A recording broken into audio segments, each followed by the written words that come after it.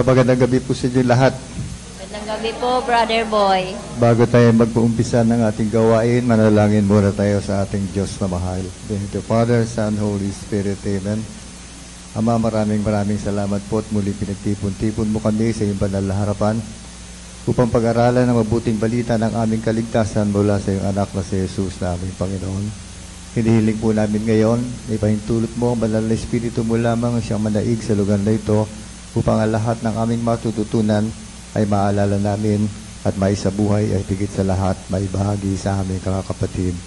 Kaya kasama po ang Birheng Maria, sampu ng mga anghel at mga banal sa langit, kami po'y naniniwala ng bawat isang narito ang nanonood sa kanilang tahanan at ang lugar na ito'y pinagpapala na sa ngalan ng Ama, ng Anak, ng Diyos, Espiritu Santo. Amen. Palakpakan muna natin natin Diyos na buhay. Saan tayo natapos na huli? Matthew 15 verse 21. Sige, 21 to 28. Pakibasa nga. Umalis doon si Jesus at nagpunta sa lupain ng malapit sa Tiro.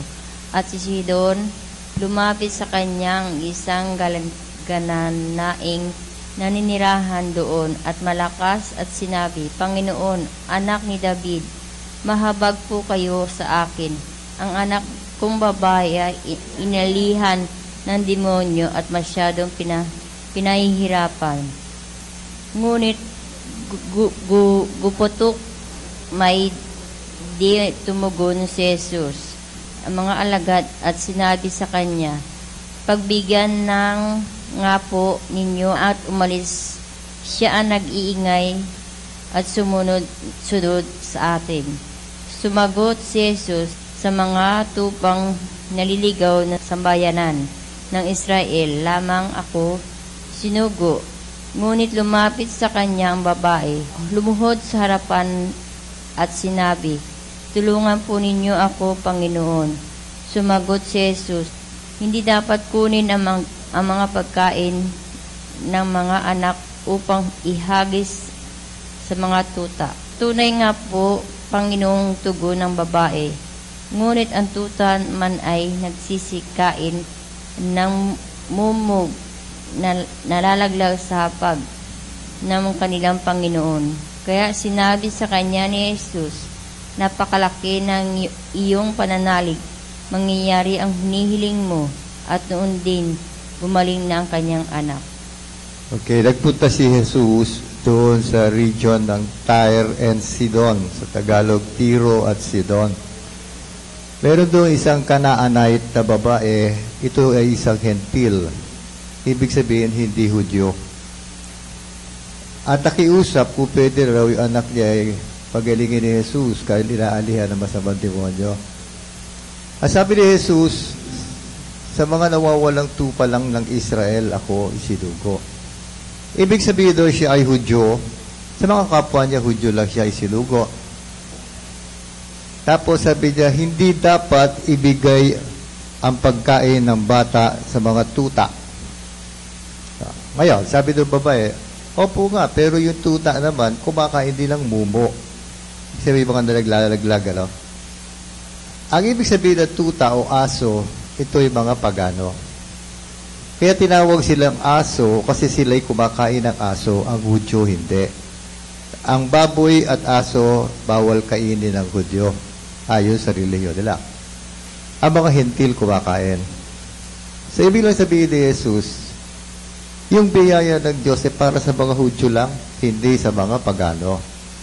Eh, sabi ng babae, miski naman ito yung mga batang kumakain, siyempre may nalalaglag sa pagkain, kinakain din ng mga tuta. Parang lumalabas, kilala ng babae itong si Jesus, siya ay Panginoon, hindi ng mga Hudyo lang, kung hindi Panginoon ng lahat ng tao. Kaya sabi ni Jesus, kung ganyan ang pananalig mo, humayo ka na, pagaling na ang iyong anak. Yan. Sa mga nakikita ni Jesus, siya ay naparito hindi para sa atin lang, kundi para sa lahat. No? Kaya lahat ng taong nananalig kay Jesus, pinagbibigyan ni Jesus. No? Ang problema natin, kilala mo ba talaga si Jesus? Yun. May mga tao kaya kilala talaga si Jesus. Ang taong nakakakilala at sumasampalataya kay Jesus, kahit anong bigat ng problema, hindi kinakabahan. Pag kinabahan ka, mahina ang pananampalataya mo kay Jesus. No? So, diyan natin masusubok ang sarili natin. Tignan mo sarili mo. Pag meron ka bang problema, kinakabahan ka? O umaasa ka kay Jesus? Yan. No? Kagabi, tinawag sa akin yung kapatid ko, sinugod sa ospital kasi mamamatay na. Matagal na siyang may sakit ng cancer kaya inilabas na sa ospital, hopeless na. Tinaningan siya ng hanggang January lang itong taon na ito.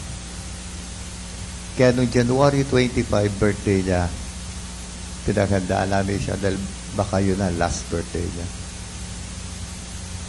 Natapos sa January, ngayon matatapos na ang Mayo, ganoon pa rin.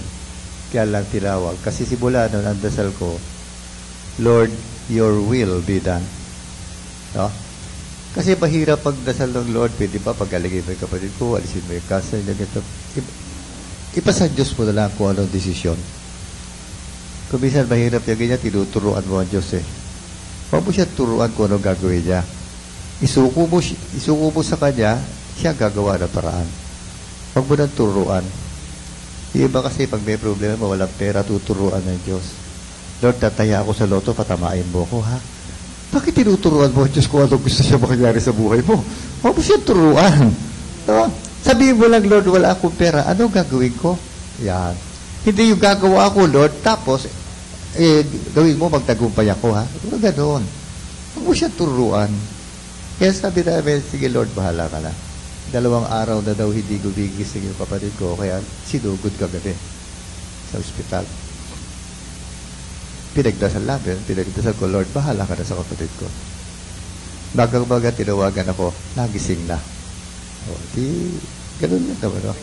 Pero kung puro ka na lang ka ba, tapos tinuturuan mo ka, Diyos ko, ano gagawin niya? Ay, huwag ganun. Huwag. Kagaya ng iba. Pero, tulungan mo din ang sarili mo. Ha?